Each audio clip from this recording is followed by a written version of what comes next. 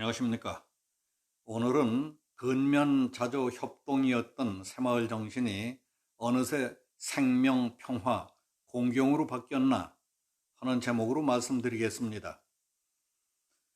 인터넷에서 기사를 검색하다가 10월 29일 수원 실내체육관에서 열린 2019년 전국 새마을 지도자 대회에 관한 기사를 봤습니다.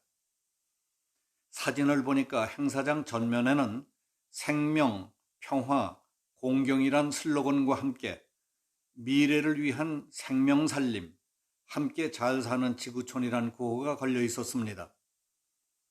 펜앤마이크 보도에 따르면 문재인 대통령도 참석해서 축사를 했다고 되어 있었습니다. 그런데 문 대통령의 축사 가운데 박정희라든가 근면자조 협동이라는 새마을운동의 핵심적인 것은 한마디도 없고 나눔과 봉사의 운동, 함께 잘 사는 나라만 강조했다는 겁니다. 새마을운동 얘기를 하면서 박정희를 빼고 새마을운동의 핵심 정신인 근면자조 협동을 빼다니 안고 없는 찐빵이요 고무줄 없는 팬티가 된 셈이었습니다. 안고 없는 찐빵을 무슨 맛에 먹고 고무줄 없는 팬티를 어떻게 입겠습니까?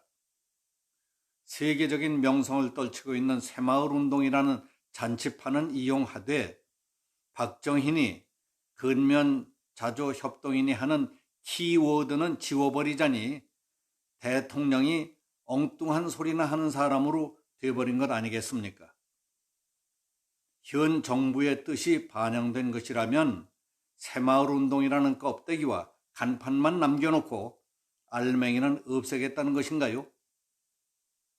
안전부에서 그랬는지 새마을운동본부에서 했는지 청와대 지침이 있었는지는 알 수 없지만은 문재인 대통령의 속마음까지 헤아려서 한 것이라면은 그런 글을 쓴 사람도 그렇지만은 얼토당토 않은 생명, 평화, 공경이라는 슬로건을 만들 사람도 신경 많이 썼겠다 하는 딱한 생각이 들었습니다.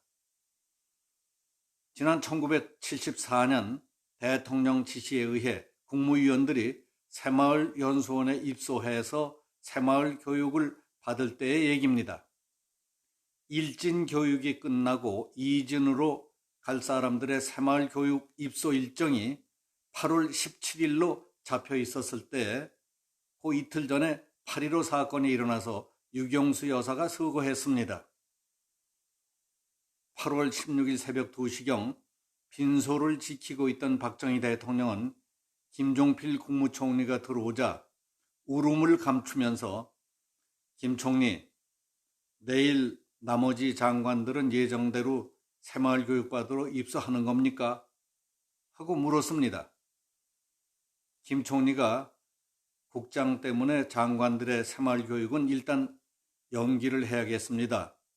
하고 대답했습니다. 그러자 박 대통령은 국장이라고 모든 장관들이 있어야 할 필요가 있나요? 먼저 다녀온 장관들만 있어도 되지 않겠는가? 하고 입소를 지시했다는 얘기는 유명한 일화로 남아 있습니다.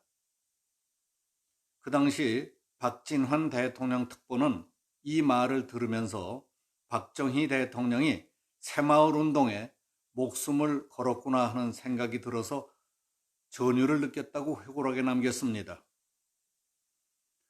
새마을운동이 전국적으로 확산되고 있을 때 박정희 대통령은 내가 대통령이 아니었으면 아마 새마을 지도자가 됐을 것이라고 얘기한 것을 들은 적이 있습니다. 지금부터 46년 전인 1973년 11월 22일 제1회 전국 새마을 지도자 대회가 전라남도 광주 실내체육관에서 열렸을 때였습니다.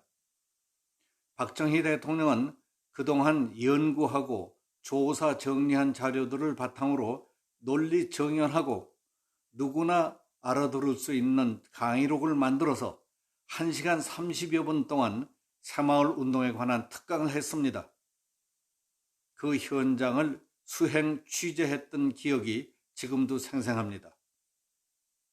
새마을운동이 국민의식을 개조하고 국가발전의 원동력이 될 수 있다는 신념으로 새마을운동의 성공을 위해 모든 것을 바친 분, 그리고 새마을운동에 대한 최고의 전문가는 박정희 대통령뿐이었습니다.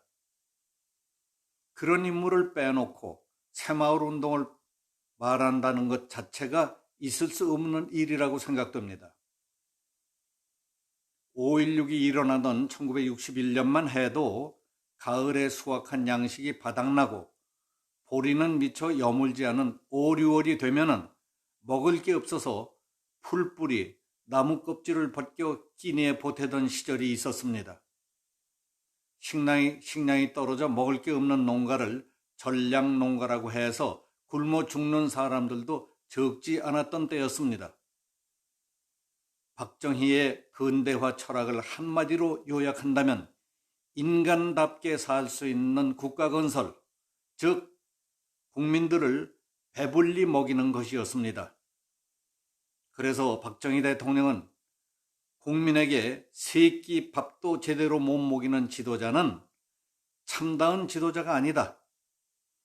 어떤 정책이나 법률을 위반할 때에는 반드시 국민에게 밥을 먹일 수 있는 방법과 연관시켜서 발상해야 한다고 강조했습니다. 국민들을 잘 살게 하려면 의욕을 상실한 사람들, 절망과 체념에 지친 국민들을 일으켜 세워서 열심히 일하도록 동기를 부여해야 했습니다. 가난을 숙명처럼 여기며 살아온 국민의 절대 다수를 차지하는 농민들을 불러일으켜서 세우려면 국가의 행정력만으로는 불가능하고 그들 내면에 있는 본능에 불을 붙여야 한다고 믿었던 겁니다. 그래서 탄생한 정신운동이 바로 새마을운동이었고 구호가 근면, 자조, 협동이었던 겁니다. 그런데 이처럼 심오한 철학과 애국, 애족하는 마음, 국민을 일깨워 부강한 나라를 만들겠다는 고귀한 정신을 난데없이 생명, 평화, 공경으로 슬며시 대체하려고요. 그건 처음부터 발상이 잘못된 것입니다. 우리나라 사람들의 속성 가운데 가장 잘못된 것이 남들이 해놓은 것은 몽땅 뜯어고치고 처음부터 다시 시작하려는 겁니다. 특히 힘있는 공직에 앉은 사람들 대부분은 먼저 사람들이 해온 일들을 모조리 부정하고 자기가 처음부터 다시 해야 직성이 풀리는 사람들이 많습니다. 왜 그럴까요? 독자적인 아이디어나 능력은 없고 남들이 잘해놓은 일은 배가 아파서 못 견디는 열등의식이 작용하기 때문입니다. 김정은이 며칠 전 금강산에 가서 볼 때마다 기분이 나쁘다며 남쪽에서 지은 건물들을 모두 철거하라고 했던 것도 마음 한쪽에 자리 잡고 있던 열등감이 작용했던 이유도 한몫했다고 봅니다. 그런 사람들은 남이 잘하는 꼴을 보면 시기, 질투 때문에 두고 볼 수 없을 뿐만 아니라 자기도 뭔가 특별한 것을 해낼 것 같이 설침으로써 주목을 받으려고 합니다. 그래서 국민이 낸 혈세를 물쓰듯하게 일수지만은 가만히 있는 것만 못한 결과가 되는 경우가 훨씬 더 많습니다. 정 안 될 때에는 파괴적으로 돌변하기도 합니다. 냉정하게 살펴보십시오. 특히 내 돈이 들어가는 것도 아니고 내가 봉급을 주는 것도 아닌 공직에 있으면서 자기 출세를 위해서라면 수단 방법을 가리지 않고 설쳐대며 일을 벌이는 사람들이 얼마나 많습니까?